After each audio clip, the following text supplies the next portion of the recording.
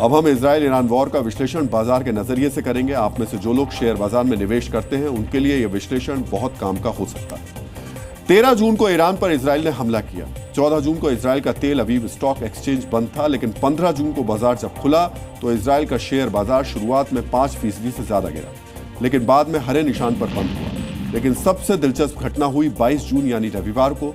21 जून को अमेरिका ने ईरान पर हमला किया और आधिकारिक तौर पर युद्ध में शामिल हो गया। इसके बाद रविवार यानी 22 जून को तेल अवीव स्टॉक एक्सचेंज में 7% से ज्यादा की तेजी देखने को मिली। यानी अमेरिका के साथ आने से इजराइल के निवेशक खुश हो गए। हालांकि आज 23 जून को इजराइल के शेयर बाजार में करीब 5% की गिरावट आई।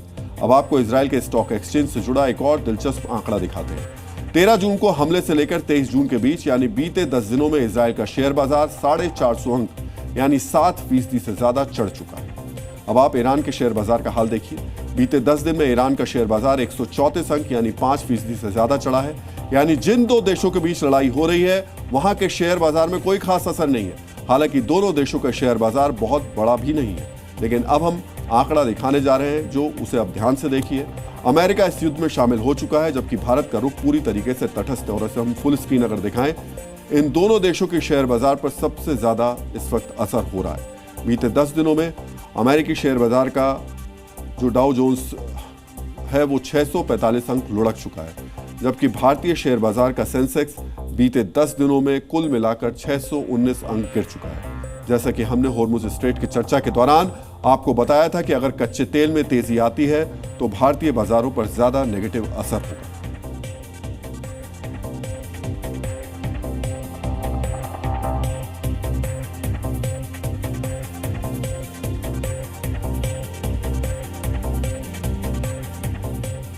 जब दुनिया परमाणु ताकत देखने और दिखाने की बात करती है, एक दूसरे के विनाश की बात करती है, तो ये भूल जाती है कि एटम बम वो खौफनाक हथियार है जहां विनाश सिर्फ उसका ही नहीं होता, जिस पर इसका इस्तेमाल होता है विनाश इस हथियार को इस्तेमाल करने वाले का भी होता है। ये वो रास्ता है जहां से पूरी दुनिया के लिए, इंसानी सभ्यता के लिए लौटने का रास्ता नहीं है। दुनिया की बड़ी से बड़ी सभ्यताएं इंसानों के जंगी जुनून की वजह से खत्म हो गई। हम 5 फुट 6 फुट के लोग किस बात पर घमंड करते हैं? दुनिया में कभी 8-8 और 10-10 फुट के लोग हुआ करते थे, वो भी नहीं रहे। जब वो नहीं बचे तो आज के इंसानों का कद तो बहुत छोटा है। हम बात हरियाणा के जींद जिले के देवरट गांव की कर रहे हैं, जहां तालाब की खुदाई के दौरान नर कंकाल मिले हैं। इनमें से एक की लंबाई 8 फीट है। इसके साथ ही खुदाई में कुछ सदियों पुराने मिट्टी के बर्तन मिले हैं। इसकी जांच पुरातत्व विभाग की टीम कर रही है, जो इसकी कार्बन डेटिंग जांच से ये तय करेगी ये नर कंकाल और ये बर्तन कितनी पुरानी सभ्यता के अवशेष हैं।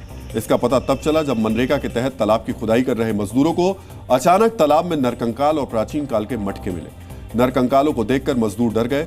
जब उन्हें और गहराई में खोदा गया तो वहां मानव कंकाल भी बरामद हुआ। तालाब में लगभग 10 से 12 कंकाल अब तक मिल चुके हैं। खुदाई से मिले 8-8, 10-10 फुट के नरकंकालों के जबड़े काफी बड़े हैं। एक के बाद एक करीब 10 कंकाल अब तक वहां मिल चुके हैं। इसके बारे में अभी हमारे तकनीकी अधिकारी या कर्मचारी नहीं है कार्यालय में, उनके आने पर इसके बारे में आवश्यक कार्रवाई की जाएगी या वहाँ का दौरा किया जाएगा। तो क्या कुछ पहलू देखे जाएंगे, क्योंकि एक तालाब की खुदाई की और कंकाल मिले हैं और ख़ास बात है कि लंबाई भी ज़्यादा उनकी बताई जा रही है, तो क्या कुछ किस तरह से ये जांच की है? हाँ, वो हमारे अधिकारी होते हैं, उनको जानकारी रहती है इस बारे में। जो एक्सकवेशन वगैरह करते हैं उनको जानकारी होती है, तो वो इसकी जाँच कर देंगे।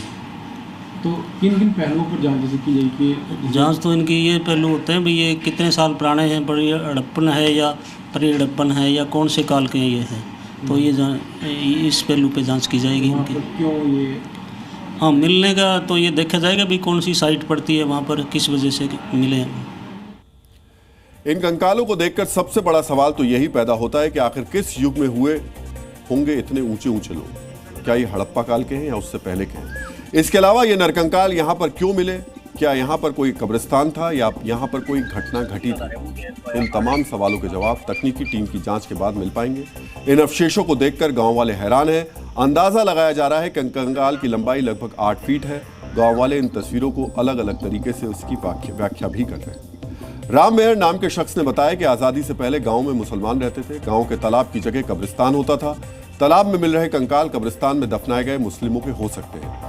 बुजुर्गों ने बताया कि आजादी के बाद भी इस जगह लोग आने से कतराते थे। समय बीतता गया और यहाँ तालाब बन गया।